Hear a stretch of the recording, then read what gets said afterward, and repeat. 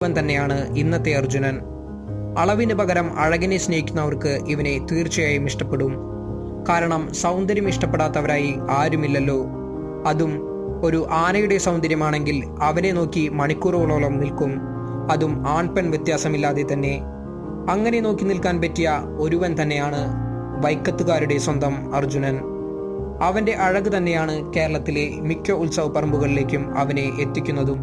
എന്നാൽ ആ അഴകിൽ മാത്രം ഒതുങ്ങി നിൽക്കുന്ന ആന മാത്രമല്ല അർജുനൻ. സ്വഭാവം, സൗന്ദര്യം, അത്യാവശ്യം വേണ്ട ഉയരം, ഇവയെല്ലാം സമാസമം ഒത്ത ഒരു അസൽ കൊമ്പൻ തന്നെ.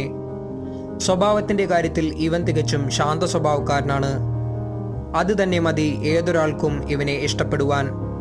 തൻ്റെ അടുത്ത് സ്നേഹത്തോടെ വന്ന് വായിൽ ഭക്ഷണം വരെ വെച്ചു കൊടുക്കുവാൻ അനുവാദം കൊടുക്കുന്ന ഒരാന. അത് കുട്ടികളായാലും മുതിർന്നവരായാലും അർജുനൻ വാങ്ങിക്കഴിക്കും.